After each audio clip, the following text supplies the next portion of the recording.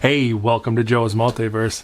I'm Joe, and today I wanted to talk about why people get so upset about this G.I. Joe thing. And I'm not talking about hard to find exclusives. I'm not talking about hard to find classified figures. I'm not talking about scalpers, and I'm not talking about Target employee exclusive discount of, Target employees hiding figures to sell on the secondary market or keep for themselves or any of this other stuff that frustrates. I'm talking about the figures and the movies and things like that come out that people seem to be so picky about, that fans seem to get so riled up and upset about. And this is what the conclusion I came to after reading a lot of comments, seeing other videos, and just the wide spectrum of people's criticism on figures and things like that in general, and then the things that they get wrong in the movies. And given this a lot of thought, this is the conclusion that I've came to. Now, take one of the G.I. Joe movies, for example. When they make a G.I. Joe movie, it can't be based on somebody's vision or their interpretation of what G.I. Joe is, or their idea, or some sort of cinematic piece of art, kind of what Brian Johnson did with his Star Wars movie that he did, Episode 8.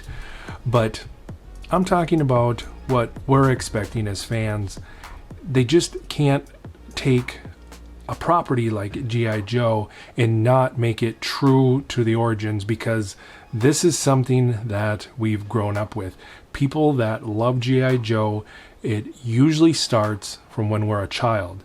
And when you're a child, the things that impact you, the things that you got as a kid, and I mean the way people treated you, the way your parents were, if you were spoiled, if you were neglected, all the things that impacted you, the things that you may not have gotten or gotten too much, that's what formed us. And with something like G.I. Joe, when we have that as a child, and that's something that we grow up with, and then we get to be an adult where we can consume this stuff as an adult, and all we have to pick from is not what we're expecting, not what we want. So we get very, very upset about that. Now, with the figures, it's the same thing. When we get a roadblock that, okay, it's a different version, it's a variant, this is the second one that came out, it's a Cobra Island, but it's just not that popular. I mean, this was a peg warmer, and it's an exclusive, and it's a Cobra Island, but it's because it's just not a roadblock that we're used to. Even the other one with the different colors upset a lot of people, because that's not what is instilled in us to recognize as that character that we love. And when we finally get 6-inch figures in a time where that's the most popular collective scale of figures that there is, and we're getting this G.I. Joe product that finally in the most popular scale, and then it comes out and it doesn't look like the character that we're used to, that we expect, and that triggers something from our childhood. Now, this is my perspective.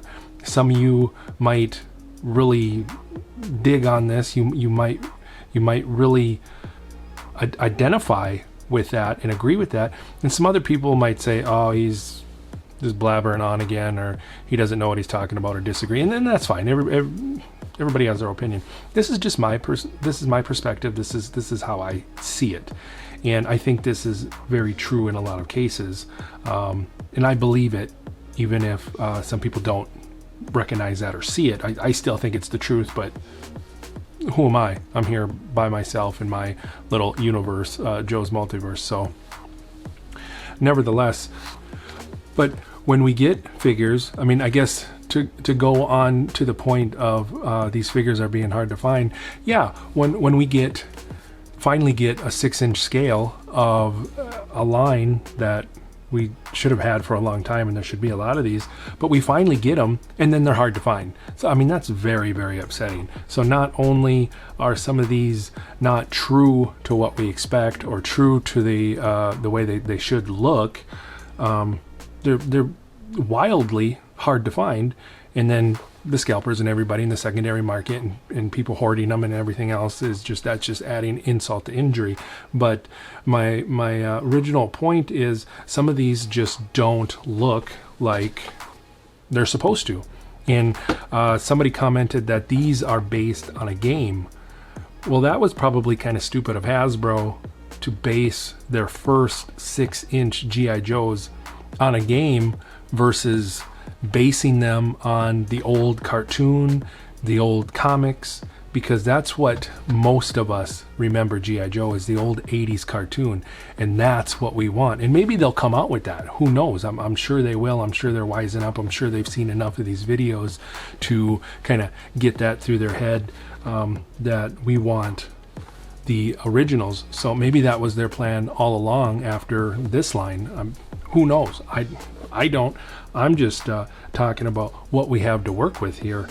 But, you know, a lot of people forgive NECA for their poorly made and junk figures that they come out with them feeling chalky and with them snapping off as soon as you get them out of the box, and with the tightness of all the joints and having to heat them up just to slightly pose them, and for them poorly articulated and all that. But they forgive something like that with NECA because NECA is triggering that childhood thing in us, because they're coming out with stuff like the Turtles and Terminator and Alien and, you know, all these. I mean, let's face it, I seen Terminator and Alien and Predator when I was a kid. I think most of us did.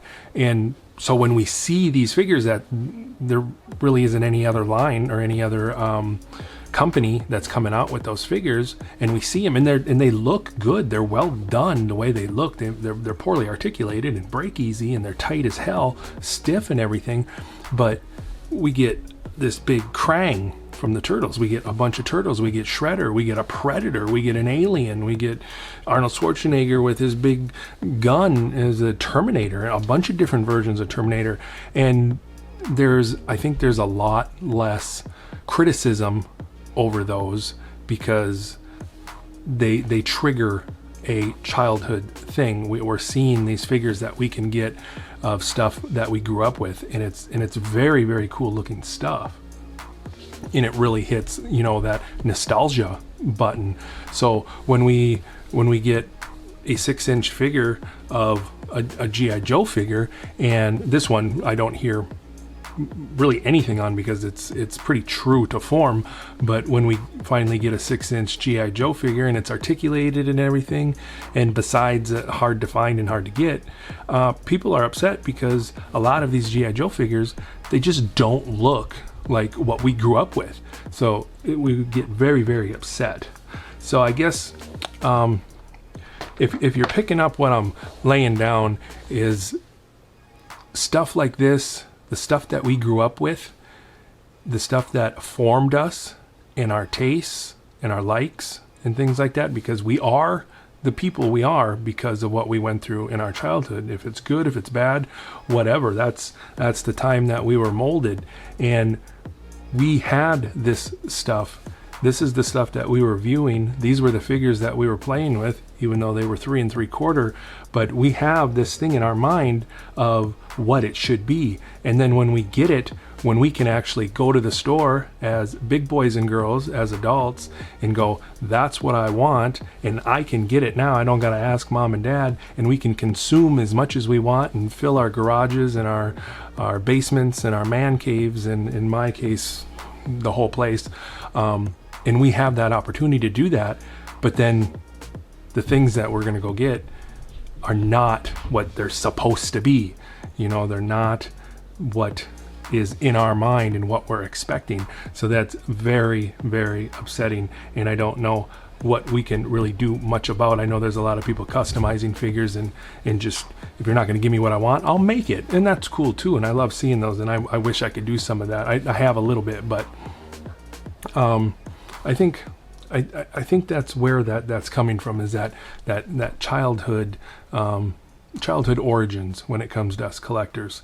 But let me know what you think, and if you found any value or any entertainment or anything out of this video, please give a like, comment as much as you want, good or bad. Tell me I'm full of shit, tell me you agree, and I always give everybody a heart, and I love seeing the comments, and I comment back to as many people as I can. And if there's ever a comment left and you didn't see a response from me, or I didn't at least heart it, it's because I haven't seen it yet, or it got skipped. And sometimes there's a comment left, and I go to reply to it, and it won't pop up for whatever reason. I'm not sure, but I don't ignore anybody. I love those comments. So let me know what you think on these thoughts. And until the next time we enter the multiverse, I'll see you later.